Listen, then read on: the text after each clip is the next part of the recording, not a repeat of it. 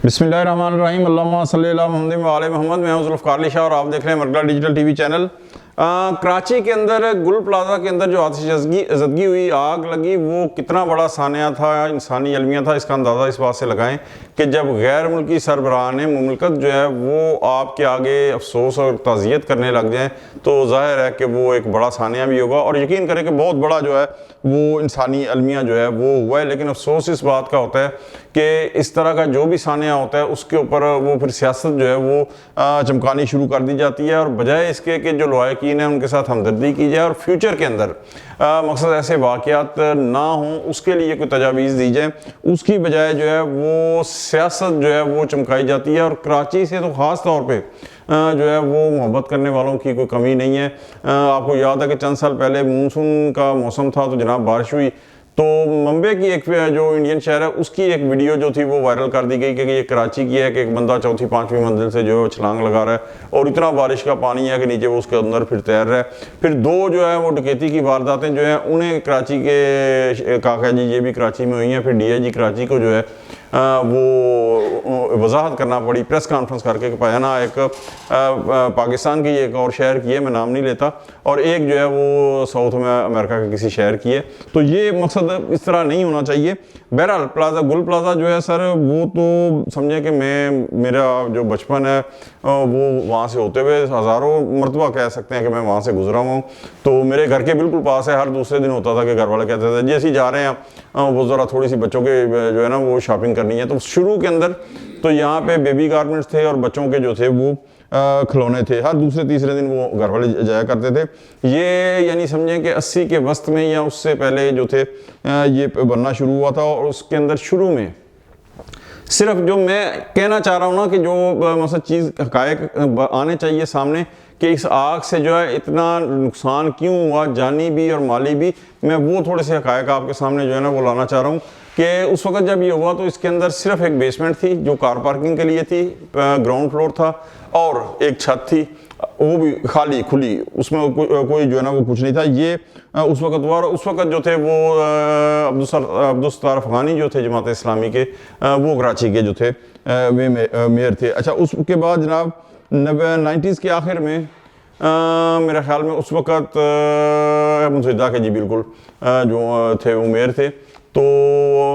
उस वक़्त भी मसलन ना वफाक में पाकिस्तान पीपल्स पार्टी थी, ना सिंध के अंदर, और ना मेयर तो उसका था ही नहीं कभी मुर्तज़ा वहाब से पहले। तो उस वक़्त जो थी जनाब वो क्या हुआ कि बेसमेंट को में भी दुकानें बनाई गई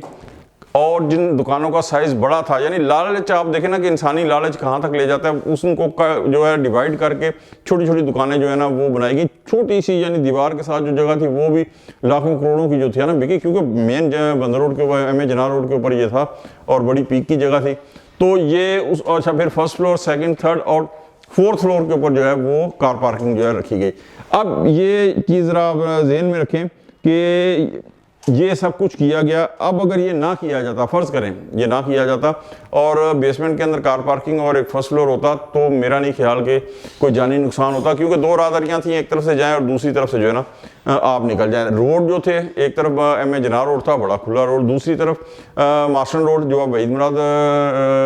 के रोड कहलाता है वो भी बड़ा खुला, और तीसरी तरफ जो थी वो भी एक खुली सड़क थी जो MA जिन्ना रोड से उल्टे हाथ मुड़े तो वो वापस मास्टन रोड पे आ जाती है, वहीद मुराद रोड पे आ जाती है, और आगे जाके वो राइट टर्न करके अब तो पता नहीं रीनो सिनेमा है कि नहीं है, तो वो गार्डन रोड से जाके मिल जाती है। तो ये इतनी खुली सड़कें होने के बावजूद मकसद इतना ज़्यादा जानी नुकसान जो है ज़ाहिर है इसके अंदर मैं बिल्कुल जो है अगर फायर ब्रिगेड जो है वो लेट आया जैसा कह रहे हैं तो बिल्कुल सिंध हुकूमत का और बल्दिया जो कराची है उससे बिल्कुल जवाब तलब करना चाहिए कि ये लेट जो है वो क्यों हुआ। लेकिन इसके अलावा मैं आपको बताऊं कि कुछ और हक़ाइक़ जो किसी और जगह नहीं बताए जा रहे, और ये मैं वहाँ जो मेरे दोस्त हैं, मेरे अजीज़ हैं, उनसे सबसे कॉल करके मैंने पूछी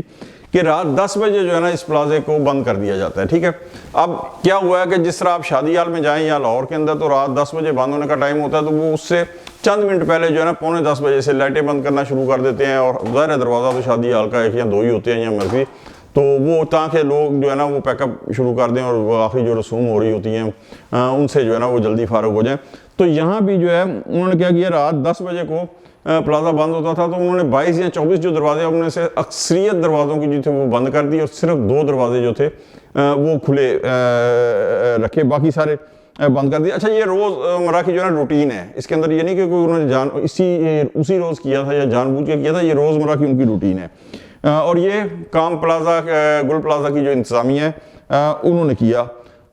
गलती वहाँ क्या हुई कि जब आग लगी है तो उन्हें ये सारे दरवाजे जो थे वो खोल देने चाहिए थे, ताकि एग्जिट के लिए लोगों को बहुत ज़्यादा जो रास्ते अगर मिलते तो फिर भी उसके बाद भी जो है वो जानी नुकसान जो है वो काफ़ी हद तक कम हो सकता था, लेकिन वो दरवाजे जो है वो नहीं खोले गए। अच्छा, इसी तरह क्या हुआ कि किसी बदनीयती के तहत नहीं, ज़ाहिर है कि उन्होंने इंतज़ामी जो थी वो एक स्टेप लिया कि जब आग लगी है तो पहला यही होता है कि शार्ट सर्किट से, और ज़ाहिर है मेरा ख्याल भी है कि शायद शार्ट सर्किट से लगी हो। तो जो सदर थे मार्केट के, उन्होंने गुल प्लाजा की उन्होंने बिजली वालों को कॉल करके जो है वो लाइट बंद करवा दी। अब क्या हुआ है, बिल्कुल उन्होंने नेक नीति से की होगी कि आग ज़्यादा ना फैले, इसमें कोई बदनीति की नहीं है, शायद जो भी होता वो यही करता। लेकिन क्या हुआ है कि बेसमेंट, फिर रात के 10 बजे के बाद टाइम, तो एकदम जो अंधेरा छाया है तो वह तो वहाँ पे वजन एकदम भगदड़ मची है। भगदड़ जब मची है तो यानी आप ये देखें कि एक दुकान के अंदर लोगों ने पनाह ली और वहाँ में 50 से ज़्यादा जो है वो मतलब दर्जनों बंदे जो हैं वहाँ पे, अल्लाह माफ़ करे, उनकी डेड बॉडीज जो मिली है उन्होंने, क्योंकि आग से बचने के लिए जो है ना वो पनाह मिली है। तो जहाँ 1000 से ज़्यादा दुकानें होंगी, बल्कि 1200-1300 के बाद 2000 भी आ रही है, तो वहाँ पे अगर एकदम अंधेरा छाए उसके बाद आग लग जाए तो भगदड़ मचे, और फिर जो है उसमें आप ये देखें कि क्या इंसानी अलमिया जो है वो यही कुछ फिर जो है ना होना था। अच्छा, अब वहाँ क्या था, एक तो प्लास्टिक का सामान ज़्यादा था, जिस तरह मैंने कहा ना कि शुरू में भी जो इसकी बुनियाद रखी गई थी वो बच्चों के खिलौने थे, ज़रा प्लास्टिक के थे, अब जो थे, और फिर बेबी गारमेंट थे। प्लास्टिक का सामान, प्लास्टिक के बर्तन और बेबी गारमेंट, ये डेकोरेशन थे, और जो थे वो भी मोस्टली प्लास्टिक और लकड़ी के। ठीक है जी, ये सारी की सारी चीज़ें जो है ना वो आग को यानी फैलाव के अंदर भी काम आती हैं, पकड़ने भी काम आती हैं, और प्लास्टिक तो ऐसा है कि जब आग बुझ भी जाए तो वो सुलगता रहता है। तो इन सब चीज़ों ने मिल मिला के जो है ना जब आग भड़की है। अच्छा, फिर एक क्या गलती हुई है कि इंसानी फितरत है कि आग भड़की है तो उसके बाद एक उम्मीद का भी इंसान के अंदर एक मादा होता है ना कि जी उम्मीद है कि शायद ना हो। तो बहुत सारा कैश जो था वो उस वक्त था, वक्त के वो दुकानदार अगर कैश निकाल लेते वहाँ से, सामान तो शायद निकालना मुमकिन नहीं था। तो लेकिन वही मैं कह रहा कि इंसान के अंदर अल्लाह ताला की ज़ात ने एक उम्मीद की किरण रखी हुई है, तो वो ये था कि शायद ना फैले। एक दुकान के अंदर शुरू में आग लगी, उन्होंने बुझाने की कोशिश की, उसके बाद तो फिर जो है वो सारा हो गया। तो ये सारी चीज़ें जो है ना ये वो हक़ाइक़ हैं कि जिन्हें अगर देखा जाए तो बिल्कुल हुकूमत का मैं कहता हूँ कि दोष है। 24 घंटे में वो आग नहीं बुझा सकी, उसके जो फायर ब्रिगेड थे वो देर से पहुँचे, लेकिन उसके बाद ये भी देखें कि 22 से 24 फायर ब्रिगेड जो थे वो आग बुझाने में मसरूफ़ थे, और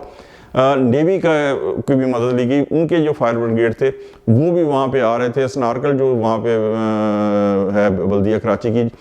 जो आग बुझाने वाली पूरी मतलब बड़ा ऊंचाई तक बुझाती है, वो भी वहाँ मौजूद थी। तो अब बात ये आ जाती है कि ये तो अलमिया हो गया, इंसानी अलमिया हो गया, लेकिन इससे आगे जो मैं अब कहने लगा हूँ ये खुदारा, ये अगर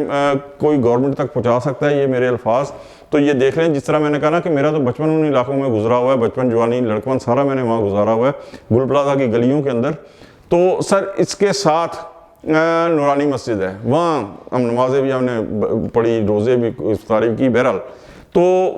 सर इसके साथ रिम्पा प्लाजा है, उसके साथ है प्लाजा क्वार्टर, वो भी प्री पार्टीशन पाकिस्तान बनने से कबल जो है 1935 के हैं। उसके बाद जुबली का इलाका है, फिर ये साथ साथ मारवाड़ी लाइन, रंचो लाइन, नूर मस्जिद का इलाका है। फिर उसके बाद अगर बंदर रोड पे थोड़ा सा आगे जाएं तो जामा किलात है, फिर साइड में बंस रोड है, ये सारे सईद मंजिल भी, ये सारे के सारे बोरा पीर, रंचोड़ लाइन, ये सारे के सारे जो इलाके हैं ये इंतहाई जिसे कहते हैं ना कंजस्टेड एरियाज़ हैं। और अगर खुदा ना खास्ता इनमें आग लग गई तो ये तो 3 अतराफ से खुला था ना गुल प्लाजा, तो चौथे तरफ जो थी मैंने आपको कहा कि मस्जिद है, नूरानी मस्जिद थी, तो इनमें जो है वो समझे कि अल्लाह माफ़ करे कभी ऐसा ना हो, तो बहुत ज़्यादा जो है वो जानी नुकसान का इस वजह से भी ख़तरा है कि जिस तरह इसका पूरा बंदर रोड से सामने वाला आग की वजह से गिर गया था, तो उन बिल्डिंगों को अगर इस कदर आग लगी, कभी अल्लाह ना करे, मैं बार बार ये कह रहा हूँ, तो सर बहुत ज़्यादा जानी नुकसान होने का ख़तरा है। और फिर प्री पार्टीशन की ये बिल्डिंगें की तामीर हुई 100 साल 90 साल तो तकरीबन हो गए हैं, 100 साल होने के करीब हैं। तो गवर्नमेंट को चाहिए कि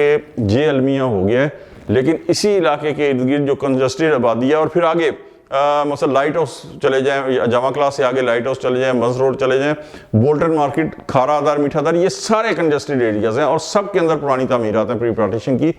तो इनके अंदर जो है ये इस हवाले से कि अगर खुदा ना खास्ता इस तरह का कोई हादसा होता है, कोई आग लगती है, तो उसे किस तरीके से जो है रोका जा सकता है, किस तरीके से ऐसे किसी इंसानी अलमिये जो है उनसे बचा जा सकता है, उसके लिए जो है पहले से जो है हिफाजती इंतजाम जो है मेरे ख्याल में कर लेने चाहिए। क्यों कि हादसा तो ठीक है होते हैं, वो कुदरत की तरफ से है, कोशिश जो है वो गवर्नमेंट ने की है, उसकी भी कुछ गलतियाँ, कुछ इंसानी गलतियाँ, लेकिन इन हादसा से हमें जो सबक सीखना चाहिए वो ये है कि फ्यूचर के अंदर ऐसे हादसा और ऐसे इंसानी अलमिये जो हैं वो जन्म ना लें। अगर आपको हमारी वीडियो अच्छी लगे लाइक कर दें, दोस्तों तक शेयर कर दें और जनाब हमारे मरगला डिजिटल टीवी चैनल को सब्सक्राइब कर दें, बेल आइकन का बटन लाजमी दबा दें ताकि नई आने वाली वीडियोस जो है वो बर वक्त आप तक पहुँच सकें। अगले वीलॉग तक के लिए जुल्फ़कार अली शाह को इजाज़त दें। अल्लाह हाफिज़।